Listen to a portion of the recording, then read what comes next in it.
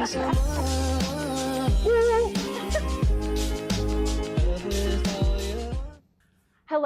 and welcome to the Generational Podcast, the podcast where stories of the past meet the present and where the wisdom of our elders becomes a legacy for future generations. I'm your host, Claire Glavin, coming to you live from the South Granville County Senior Center in Creedmoor. I'd like to introduce today's special guest, Tori Andrews. Hello. So, tell me, Tori, is there anything you want to tell me about yourself before we get started? Any outstanding facts you think I should know right off the bat? Oh, well, I'm very outgoing. Okay. I have a tendency to take charge and try to help people who are a little hesitant about stuff. I love to entertain the crowds. Okay. I'll go to a park event, and where there's hundreds of people, I'll do something like go out in a clearing and dance, or do some funny stuff, or dance with the Johnny Pump, or something like that. Yeah. I love to entertain people, and I love making people laugh. I love that. Awesome. It'll be a fun episode then. If you could give your younger self some advice, what would you say to her? Get married and get you a house and a car. Okay. Yeah. Okay. Most definitely. Love yourself. Oh yeah. Yeah. Yeah. Be kind to people. Be a little more aware of your young life. Youth is wonderful. It's wonderful to be young. Once it's gone, there's no getting it back. But you can learn from the experiences that you had. If I could turn back the hands of time, I would do things so different. More living in the moment and appreciating where you are. Appreciating around, and the things that you have, definitely have reason to be thankful for. Don't just wait till Thanksgiving. Have people passing away and falling all around you. Right. And if you get up the next morning and you see that next day, that's something to be grateful for. It might seem small to you and insignificant, but it's not. You hear the birds chirping. What about a person that doesn't have ears? You see the beauty. What about the person that doesn't have eyes? Be grateful. So, where were you born and raised? I was born in Florida, West Palm Beach. Oh, wow. 1954. Mm-hmm. I just made 70 years of age. Okay, congratulations. Thank you. And from West Palm Beach, Florida, I developed eczema in the fold of my arms and on the back of my legs. And that came from my great-grandmother's old-fashioned hook rugs carpet. And that contained pet dander. It made me itch, and my eyes itch. And so I wasn't able to live in Florida forever. I had to leave there because they came out with cortisone. When I was a little girl, they developed cortisone, and they made the shots. And I had to take the shots. So I was like, oh no, scratching. But what it did was dried them up. And so I wound up moving to New York. Oh. Yeah. Okay. But before I moved to New York, we were living in Boston, Massachusetts. So you went from Florida to Boston? Yeah. Okay. From Florida to Boston. And when I moved from Florida to Boston to New York, it was a completely different world. Yeah. I went with this country southern upbringing from my great-grandmother. Mm-hmm. My grandmother was part Indian. She's very strong, muscle-bound legs and big hands, and she'd get on a ladder and put the tar paper on the roof. And she had worms she sold for bait for the people who fished.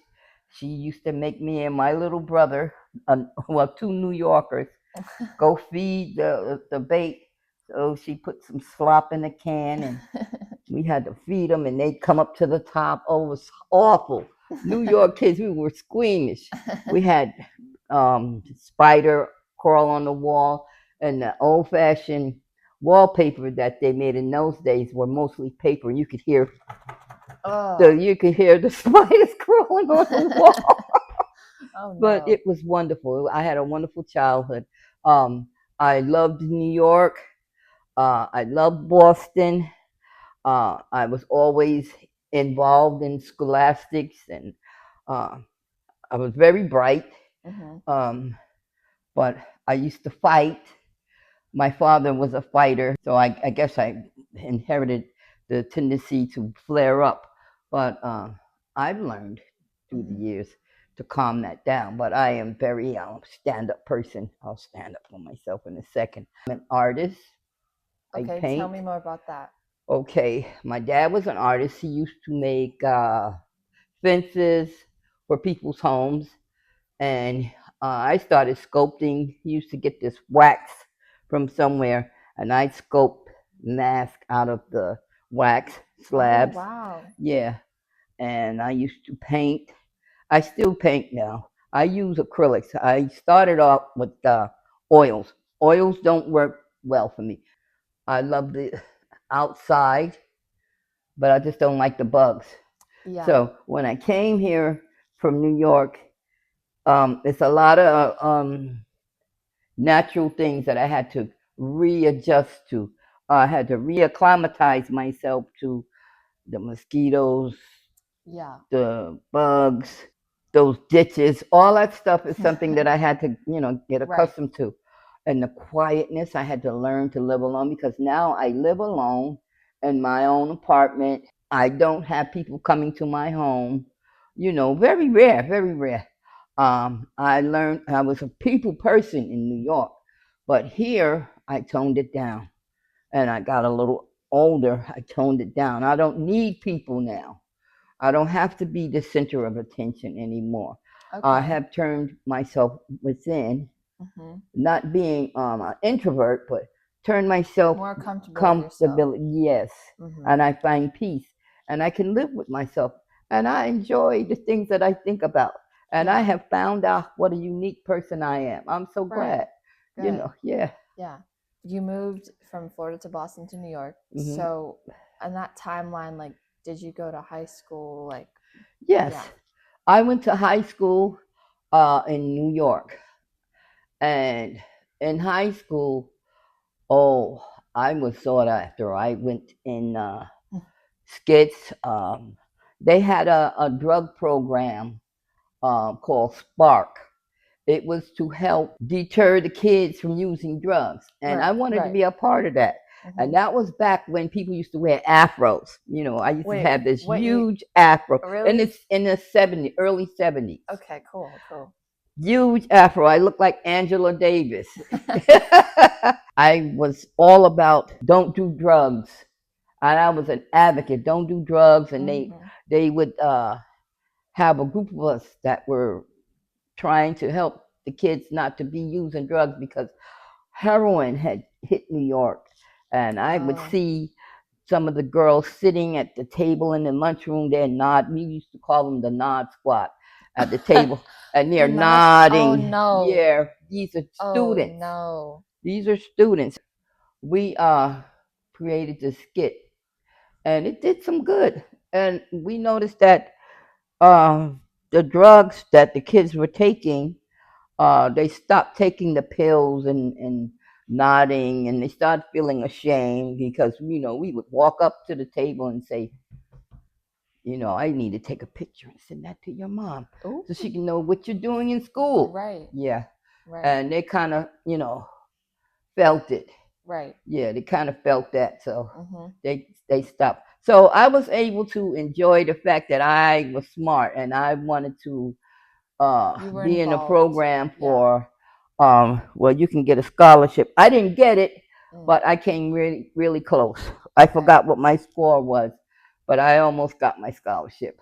I made a lot of skits, comedy, And was this through like a theater program? No, it was yes, it was. I guess you would call it a theater program, so that we could reach out through drama, like a drama class, right, and to reach everybody a little bit better, and it worked. It worked. So I went to college, only stayed a short time. I didn't stay, but I did get enough. In New York? Yes. Okay. I went to Pace University. Yeah. Stop. Wait. Yeah. I've actually been looking into that. So Yes, really. I have. Yes. So how is that? Oh my goodness. Okay, it was like very expansive. Kids that were there were so adverse. Some cool ones. They just had a melting pot mix going on, Yeah. We had some people from other countries there. It was very interesting. It never was a dull moment, And what were you studying? Like what was at that time I was studying English. I can't think of it. Okay.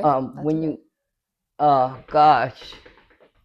English language? Yes. I can't even think of what my classes were called, what subject. I can't even think of it. But another thing, getting old. Yeah. Getting of age. But it's good to okay. talk about But it. it was, gosh, I can't even think of what my major was. I can't. That's ridiculous.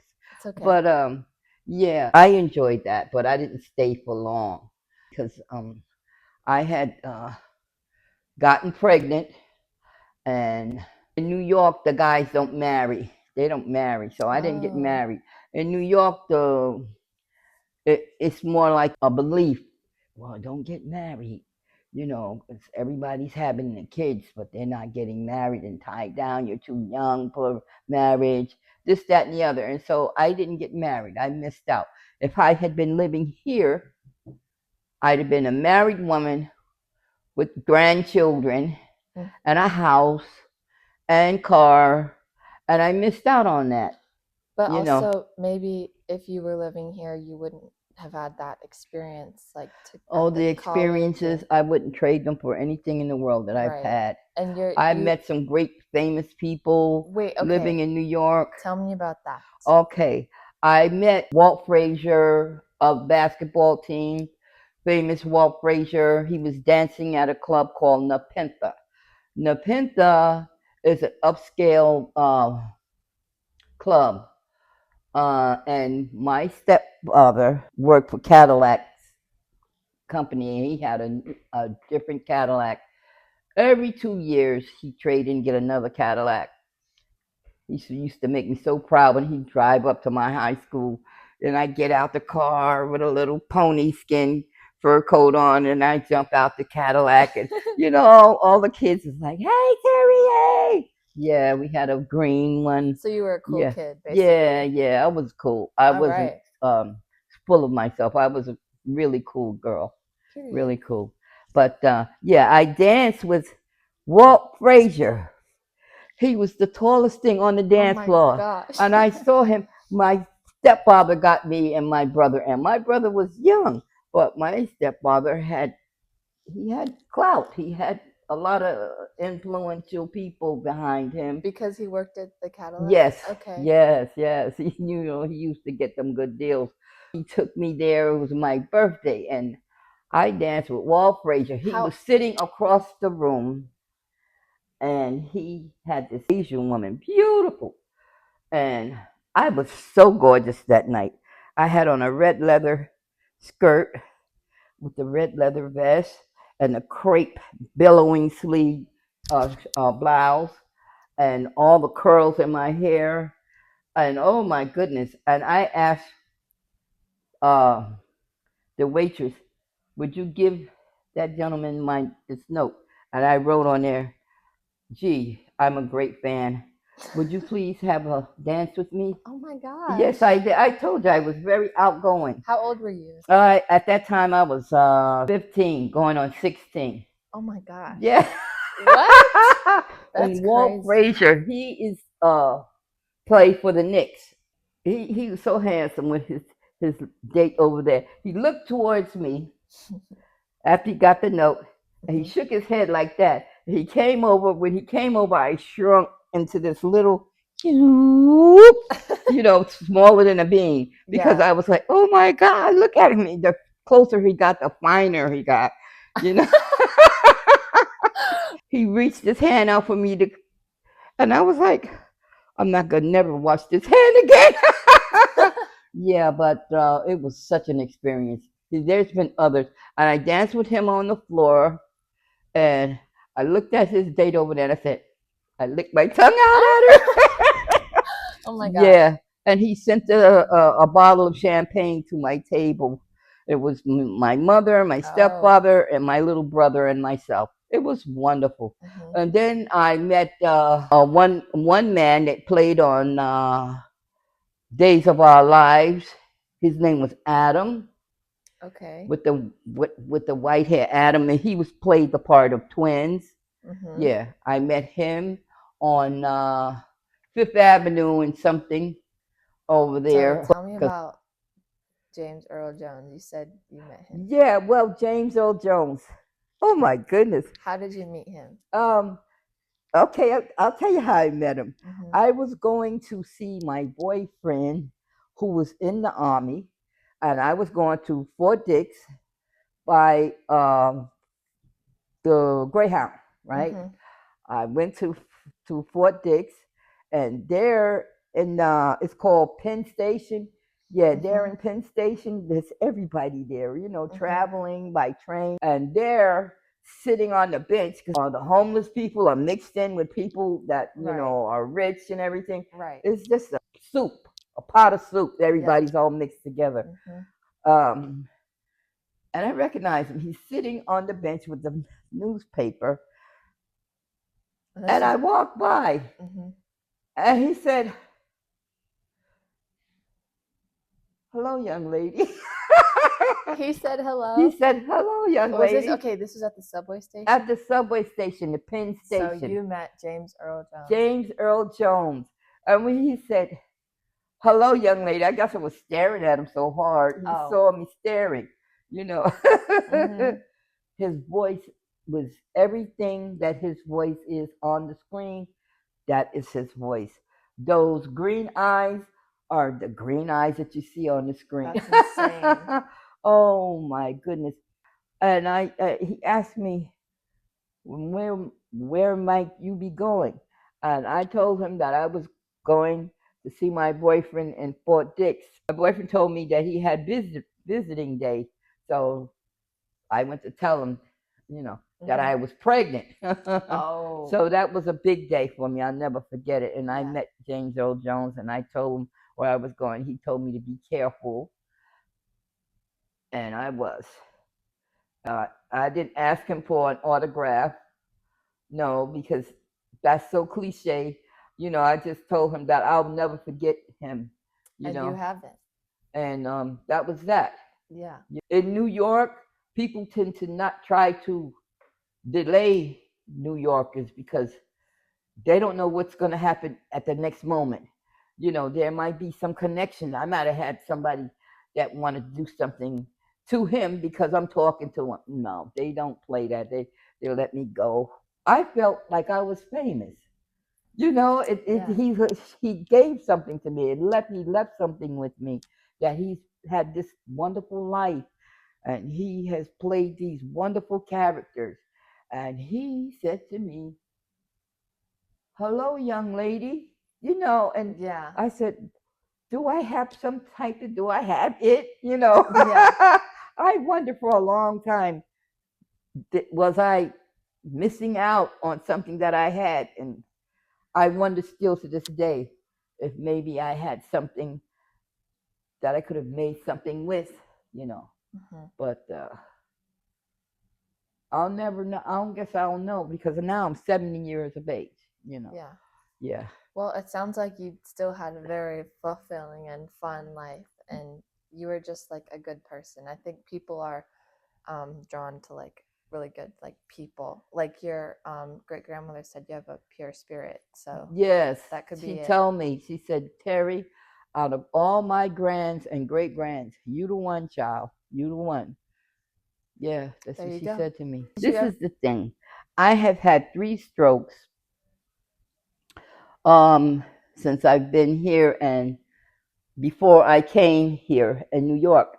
And I find that what has happened is it's done damage to the brain that controls memory. Right. So I don't remember a lot of stuff, and it sometimes becomes more prevalent than others.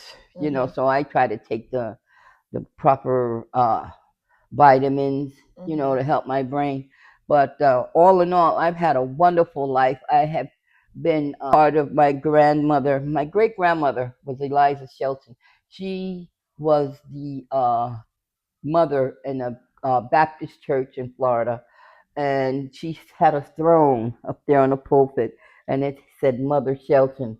Wow. And yeah, wow. And she would sit there, I would be so proud of her. I was in the choir. My aunt had a choir, and I'd sing in the choir, but I didn't feel that my voice was good enough, to keep up with those girls. Those girls could sing, honey. They could sing. My aunt sang like an angel. So being that I couldn't sing as well as them, I started playing the drums.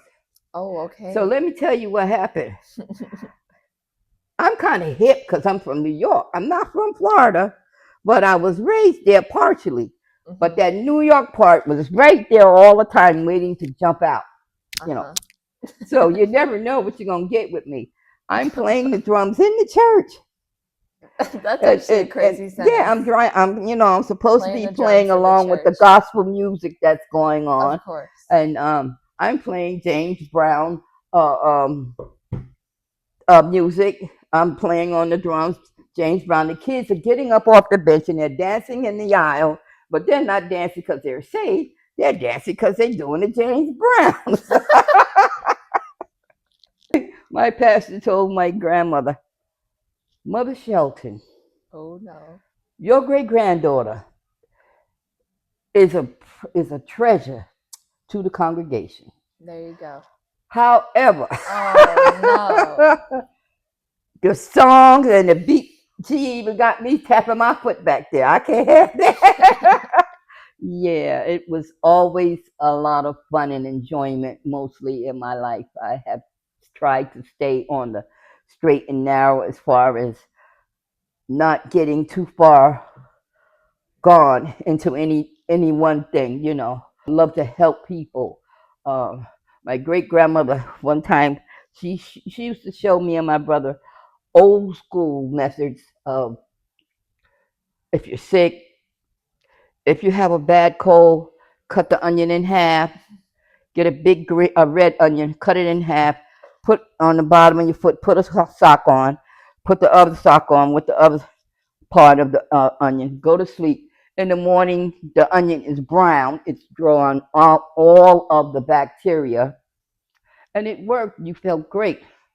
There's a health secret. That's a health secret. Another one is my grandmother. She has her hoes, and she's out there in the yard chopping up stuff. And okay, she chopped her little baby pinky toe. She didn't chop it all the way off. It still was connected.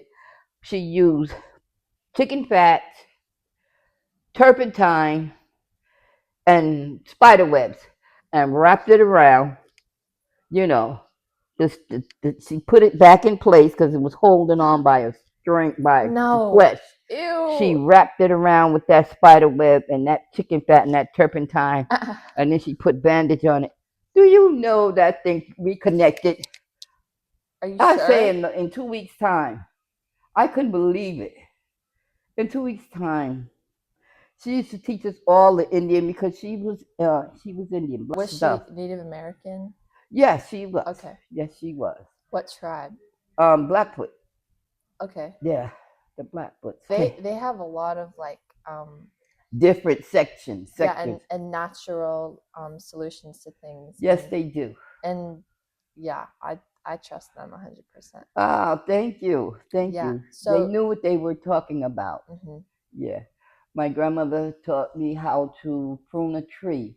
She had in her yard, the house that I was born in is the house that she had built. And she had mangoes, finger banana tree, guava tree. Wow. Avocado tree, cherry trees. Mm-hmm. She had all those type of trees around her house. Mm-hmm. And she used to keep the containers of the Chinese food when she would get Chinese food. Mm-hmm. And that's what she would use to sell her worms. $5 a carton. $5 for those worms, and they were huge. She put cheese, bread, and some of the leftover food, and she chop it up and put water in it, chop it up, and put it in this bucket. It's like pure slop. She put she put it in this bucket with the handles. Back in those days, they had these big silver buckets with a handle. So anything you put in there, that daggone bucket was heavy as all outdoors. But she sounded very strong. Yes, she was. Terry, come on, Junior. Me and my brother. Go feed the worms. I said, oh, it's your turn. No, it's your turn. So he got to help me. You hold this side, I hold that side. And then we sit it down. Okay, it's time. She had this wood that she put in the ground. She put that in the ground. Then she filled it up with dirt. That was so that they didn't escape, right? So it was a wooden box without a top on it. She buried that, put the dirt in there, and then she got these worms. Her worms were the biggest worms, and people would come to her. Oh boy, I used to get tired of it. Time to get some more worms. Here we go with this scooping device that she had made and scoop them out. First, we got to feed them and they'll come up to the top. But it was a joy to watch that woman. She's in her 90s, leap off of a rock into the water, dive. And we used to watch her. And Eddie said, you know, I could never do that because my brother was scared of the water. But I would get in the water, but I was afraid of the beach because so many people drown because of the undercurrent. Right. Yeah. But we had so much fun. Oh, I used to fight in school. Well, yeah, I used to fight. The girls used to pull my hair. The boys was paying me too much attention. A new girl from Florida, you know, they got jealous and they wanted to jump me after school. So I fought. In New York? Yes, this was in New York. They wanted to fight me, and they didn't know I could fight like a boy. A lot of times, I was able to take advantage of any type of thing they were offering, like a competitive event. I always did well. And so, what else? So do you remember any stories that your great grandmother told you about? Because you said she's Native American. Yes. So I'm wondering if there's any like historical story she told you about her life. Okay. This is what happened when I was part of the church, of course, and my great grandmother told me that when I was born with the veil over my face. That means part of the sack is on your head, right? She said she buried it in the backyard, and she said, I knew that you were going to be seeing the spirits. And yes, I did see the spirits. When I was a little girl, my grandmother had the type of bed with the lion's claw feet, these antique stuff, lion's claw feet. The furniture weighed a ton, you know. I'd wake up and I would see like very thin people at the foot of my bed looking at me. It used to scare me to death. These were people that were giving me messages. I could hear them. They're all talking at the same time. Tell so and so and so and so and so. And this is all going into my head. Tell my daughter that I'm fine, blah, blah, blah, blah, blah. They're all trying to get their messages in, you know. And I looked at them, but I could, like, you're sitting there, you're solid. But I could see them sitting there, but they were ethereal. I could see through them. Were they Native Americans also? They were Native Americans. They were Black Americans. They were white Americans. They were all these people that had gotten some kind of privilege to be in that channel where they could contact the living through me. Yeah, and it was so scary. Oh my goodness. And I told my great grandmother, I don't want that. I don't like having that gift. Can you take it back? She said, let me tell you something. That those people are here because you're pure spirit. You know, they want you to be their messenger. They want you to tell these people, and you have to tell these people what they have said if you can remember. You will have a dream, and you will remember who gets what message. And I thought that sucked. I thought I was finished just getting scared the one time. No, I've got to go and tell people, so and so visited me. And I still get visits to this day. When my mom passed, she pulled on my shirt. She called my name, and I looked. Nobody was there. Yeah. I smell her perfume. Yeah. As far as some remedies, my grandmother used to eat a piece of garlic every day. She lived to be 106 years old. Wow. Yeah, 106. That's so amazing. I'm going to start eating that garlic. Yeah. Yeah. She told me about how the Indians lived in so much natural environment. What to do if a bear attacked you or came into your space. That you made noise out of something with a sharp noise and made yourself big. Lift your arms up and scream and shout.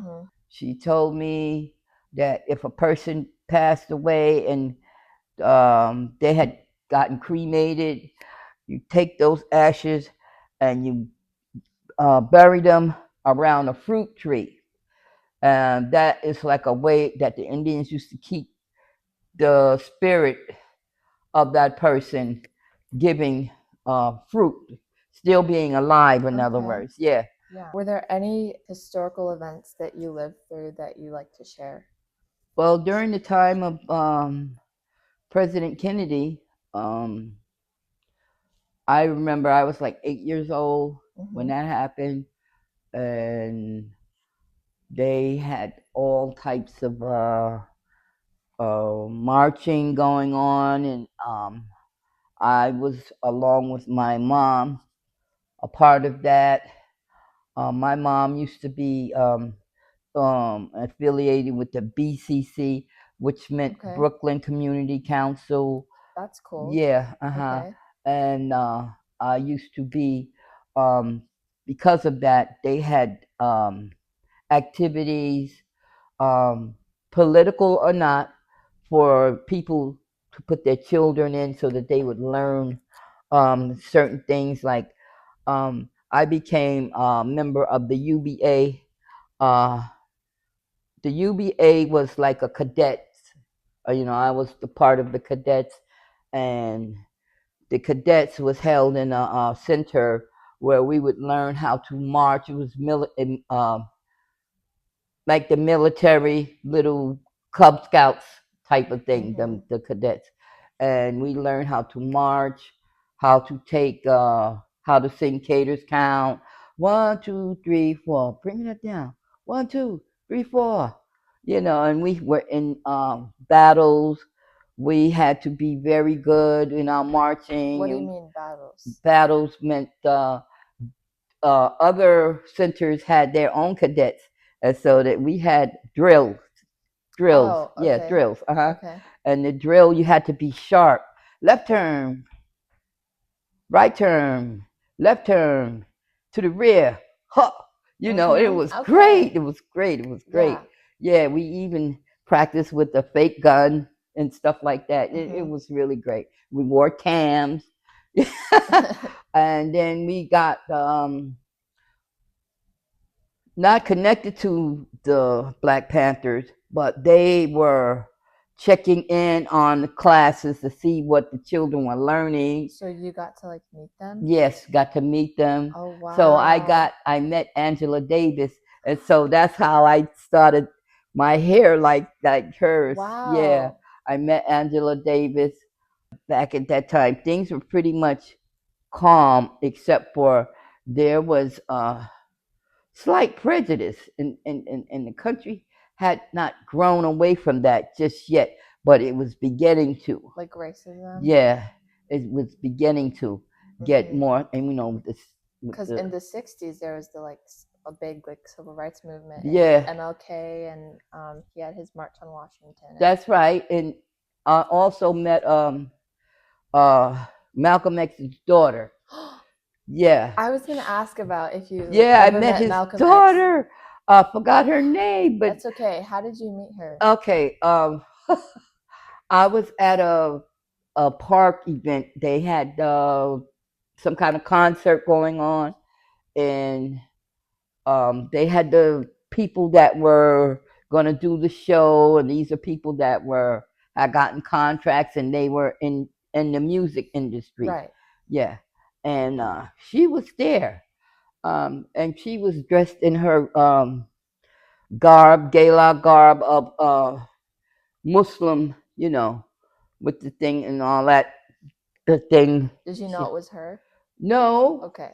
How I found out is because she was talking to some people, and they had microphones to her, listening to her and asking her questions.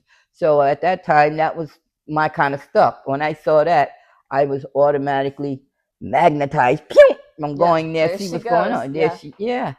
And so I introduced myself to her properly. I didn't touch her hand or anything. And I did curtsy, and I introduced myself, and I said, I was wondering if I could inquire what, the conversation, is about, if it's something that can further me and my quest as a young person in life.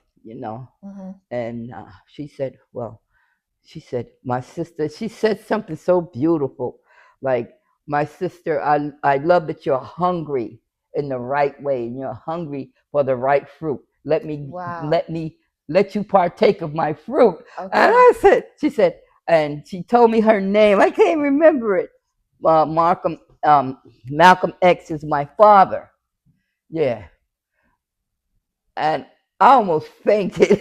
Yeah, I mean, shoot, yeah. Yeah, and she spoke about how the women were being taught how to deal with the transition of their life from the Western style of regular clothes to being clothed and all of that, and right. Because it's a hard transition, and I said yes, I could understand that, because I wear danskin. That's when the danskin blouses were out.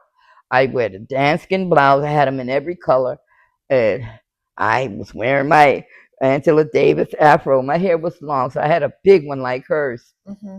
But it was so interesting that she was a young person, and you could tell that her father was who he was just from the way she spoke.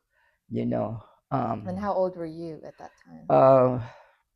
Gosh. Or were you still in high school? I was still in high school. Yeah. Wow. I was still in high school. That is so awesome that you met her. Yeah. Yeah. I feel very privileged to have met all the people that I have. I wish I could just tell you who they were.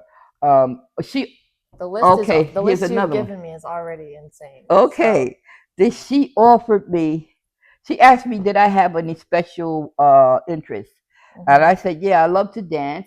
I don't have that much of a singing voice that I would try to get up there and sing, on a stage, but I love to dance, and I'm a very good dancer.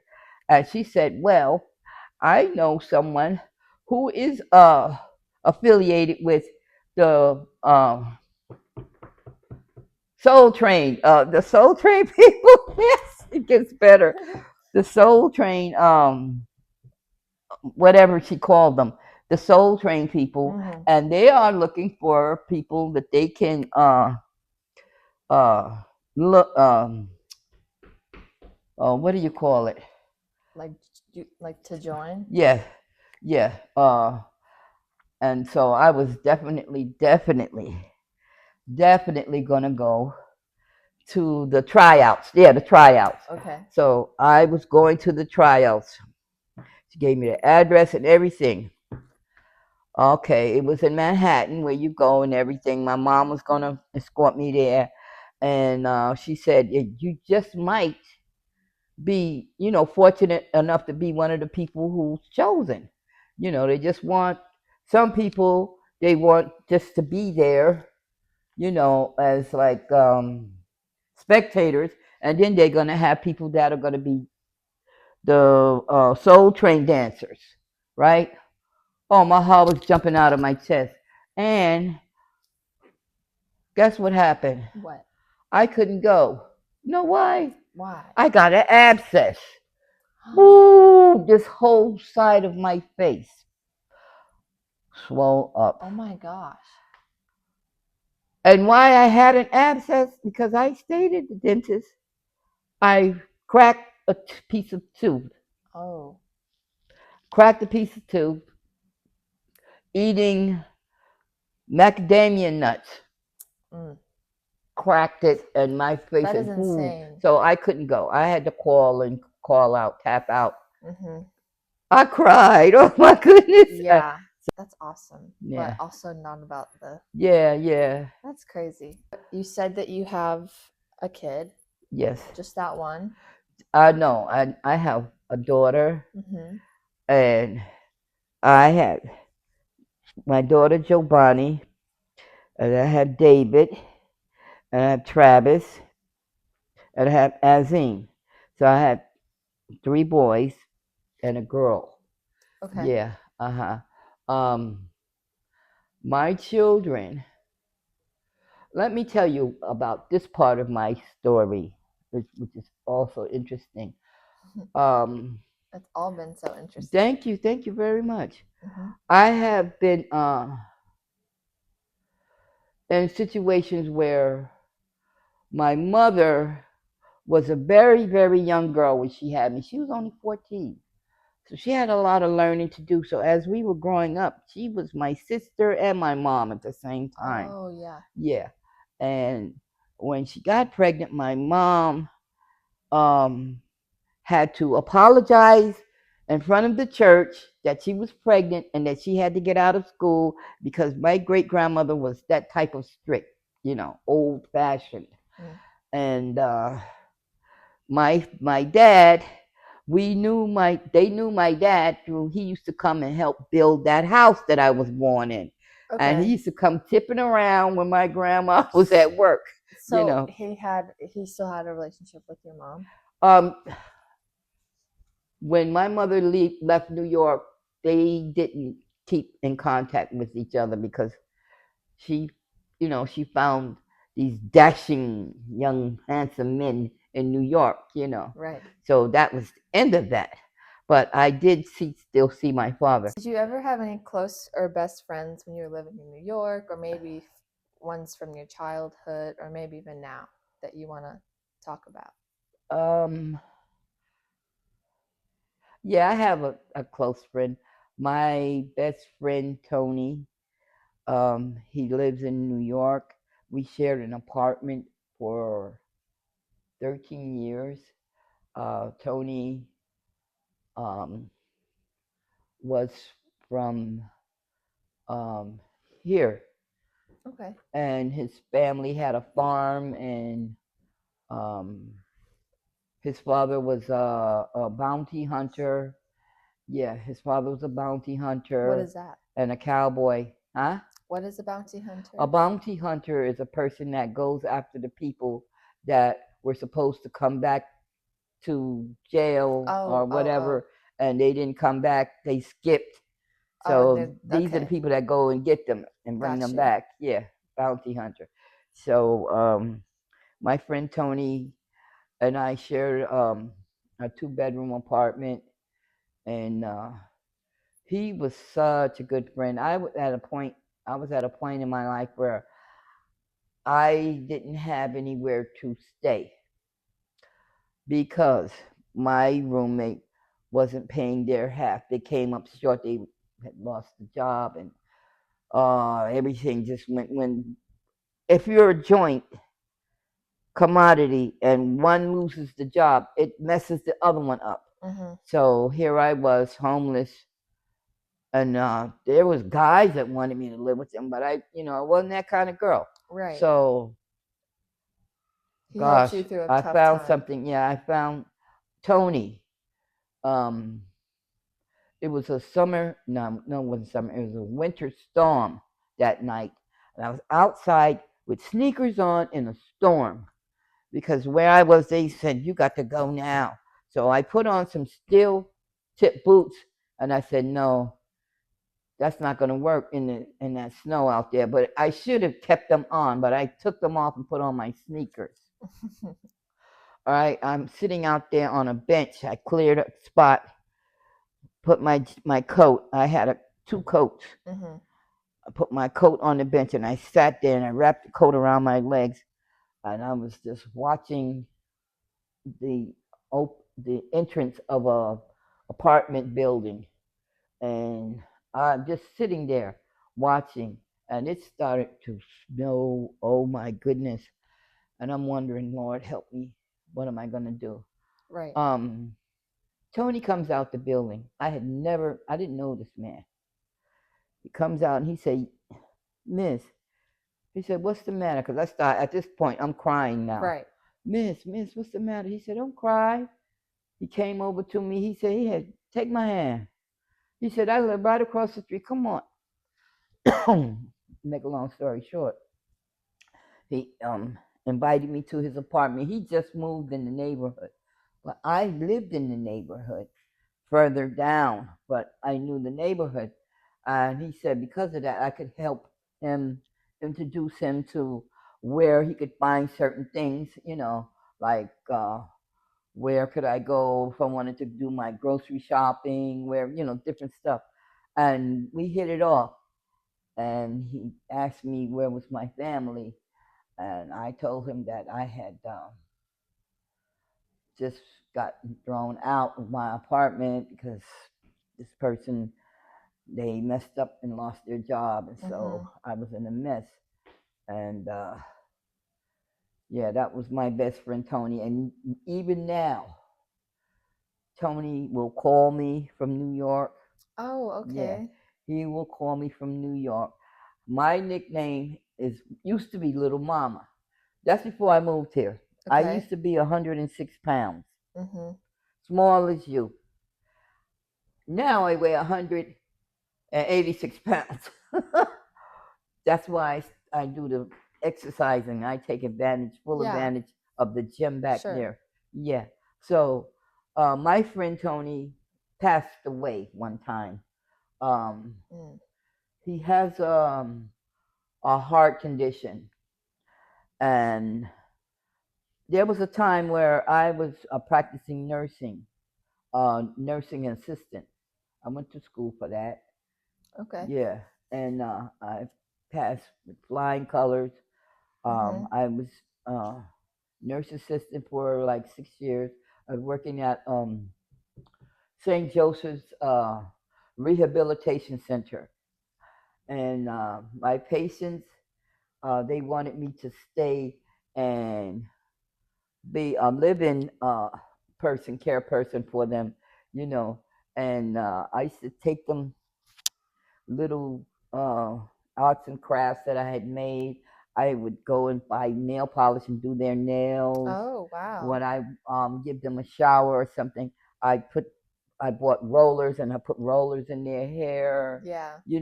And they sweet. really, really, really clung to me, and I clung to them as well because Yeah. while their family wasn't visiting them,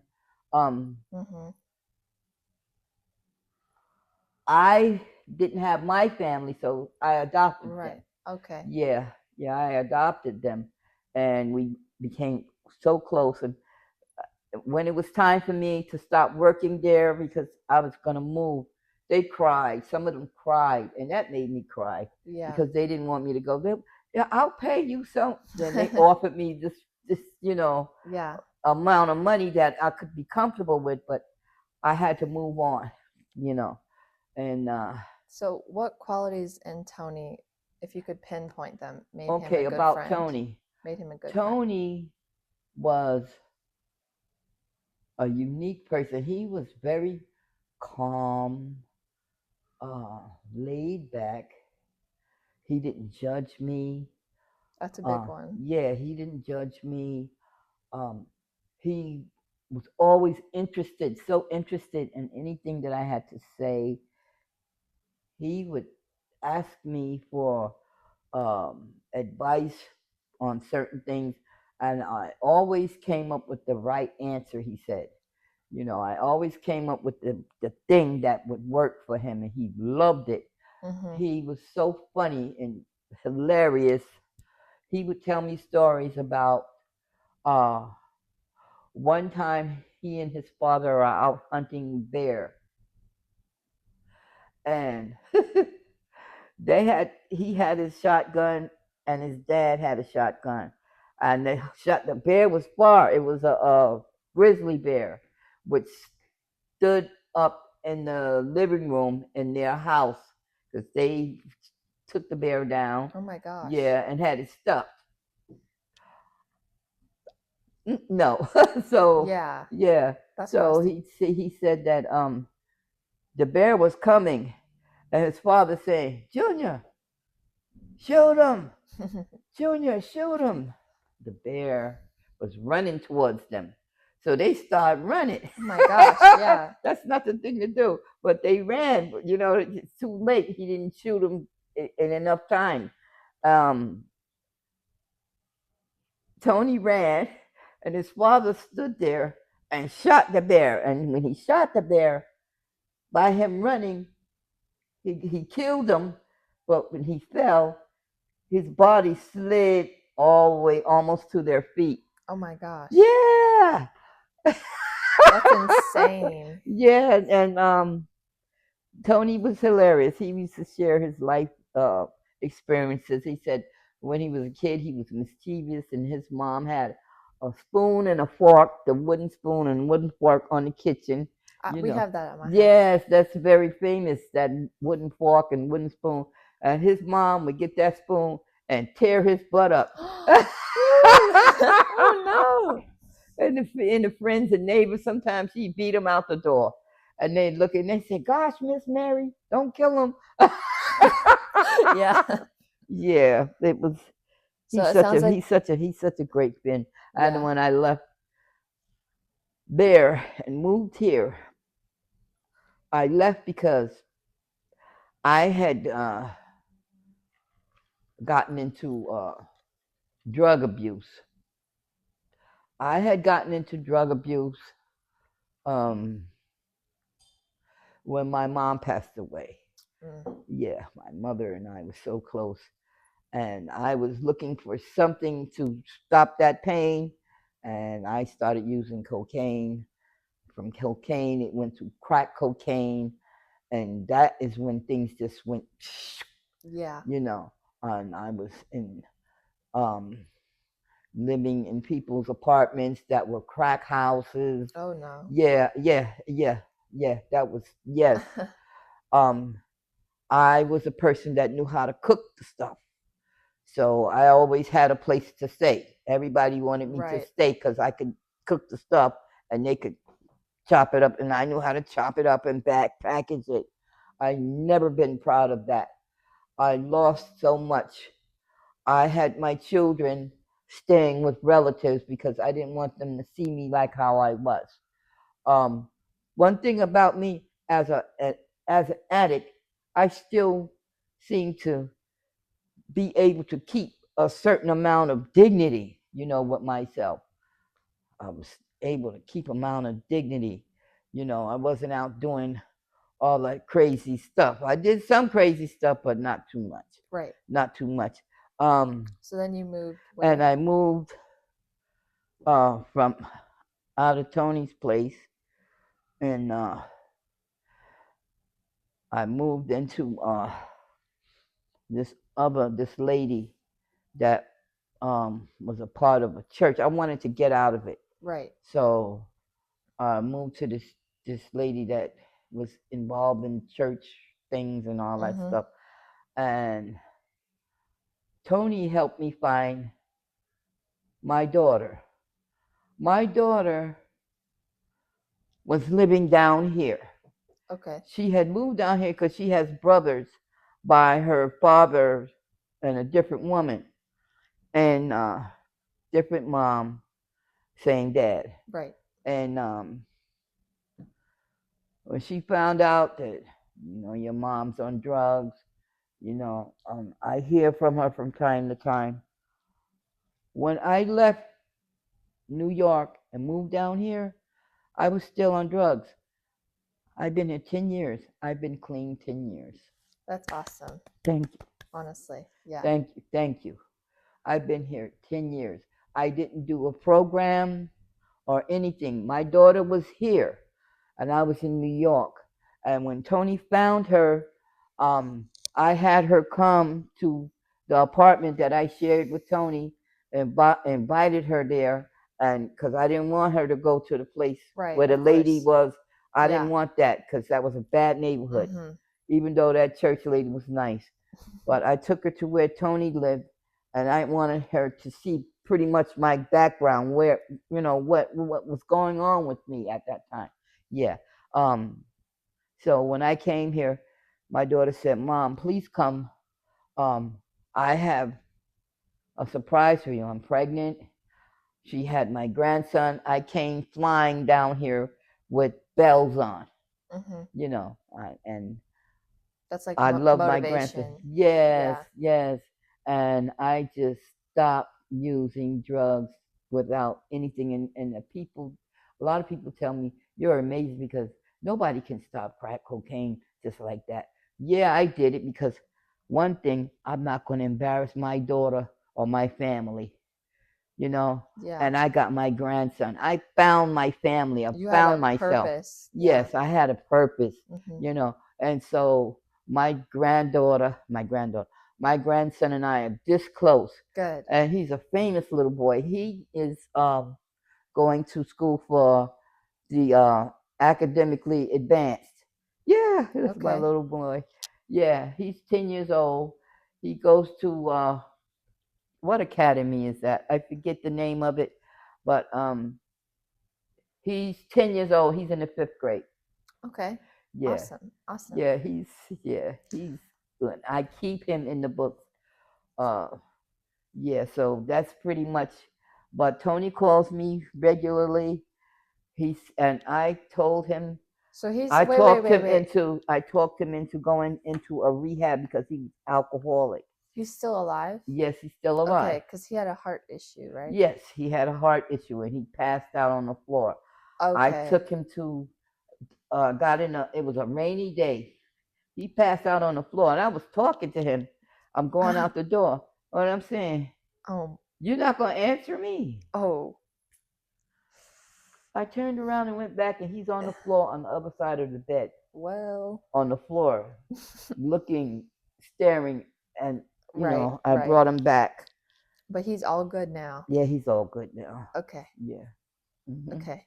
So ours is a success story about this person that I didn't quite achieve what I would have wanted for me, but I have learned how to accept and make the best of what I've got. Yeah.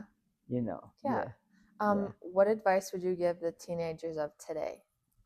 Don't do drugs. Yeah. Yeah. Yeah. Don't do drugs. Don't be a follower. Okay. Be a person who is striving for something for yourself. Don't be a follower. Mm-hmm. Be yourself.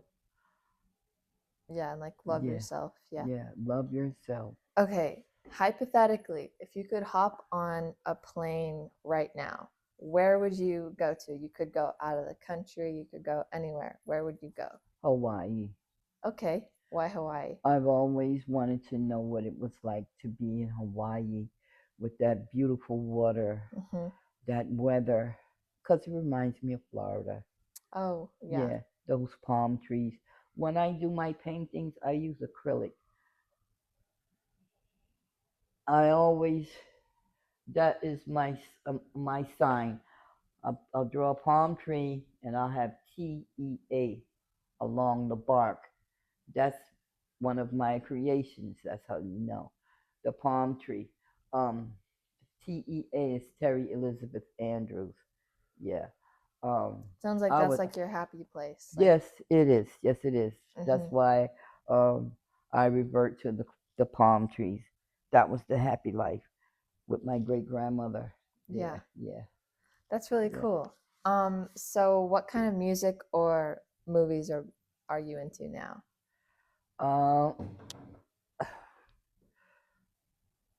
I'm so versatile. It's hard to really minimize. I can watch and get enjoyment out of any type of movie, actually. Any type of movie. I can't say this or that. As far as music, my aunt had a Haitian husband, and then she got rid of him, and she got she got a Cuban husband. So I've been exposed to. That's cool. Yeah. Yeah. So I've been exposed to different types of music and know how to do the different dances, and I know the different dishes. I love a good tearjerker. Yeah. I was modeling. Okay. My mom allowed me to do a little bit of modeling. We had these people that came to my high school. The name of my high school was Wingate, George Wingate High School. Okay. And we had these people that came and they wanted to sign up young ladies to model because they had the Black Expo coming up, and they wanted to have some young ladies that wanted to model a new line of clothing. That's exciting. New clothing line. So yeah, I go. I'm not scared of anything. Right. And I sign up, and do you know that I modeled walking suit, 3-piece tweed, herringbone walking suit jacket with the skirt. Cool. Yeah, it had the skirt, and then it had the pants. So I modeled the one with the jacket, the walking jacket, and the pants. It was gorgeous. I had a black turtleneck. It was gray, white, and black. That herringbone tweed. Yeah. I also modeled like a lime and white dress with the tunic type top on it. And I walked away. I won that thing, and I was so proud of myself. That's and awesome. They took me from there. They said, with all that hair, we're going to do something with that. And I did some pictures for Black Tress. It's a magazine for hair, for Black people's hair. And people were wearing afros then, so they were putting a braid across here to make it like a band. And, yeah, and the curly style. That's so and cool. Yeah. So I was a part of Black Expo. My family out there in the audience, I was accustomed to that, but it just was so joyful and exciting each time. It was fresh and new. Yeah. Would you like to say anything to the camera, to your family watching? Okay. Well, this is the hardest part of this entire thing. I've been fine so far. But what I would like to say is that now that I'm here in North Carolina, I no longer have to worry about the hustle and bustle and the fast pace of New York. And that has done something for me so good. It's quiet, it's peaceful, it's serene, it's beautiful. The trees, the birds, the grass, the bugs, it's just wonderful here. And I don't even want to visit New York now. That's how, I have learned to live with myself. I live alone. It was quite a hard transition. It was very hard. But I have done it. I have learned that I can live with myself. You know what?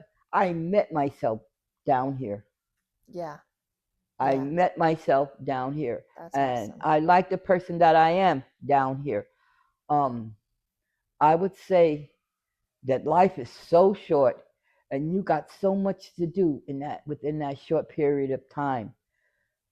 Be fruitful, be industrious. Try to find something that you like and do that. Don't copy. Be what comes from your heart. Do something that catches your eye. do something that is fulfilling to you, if not to anyone else. Okay. And that's it. That's beautiful. Well, thank you, Terry. It was nice to meet you. Nice to meet you too, sweetheart. Thank you for coming on. You're so welcome.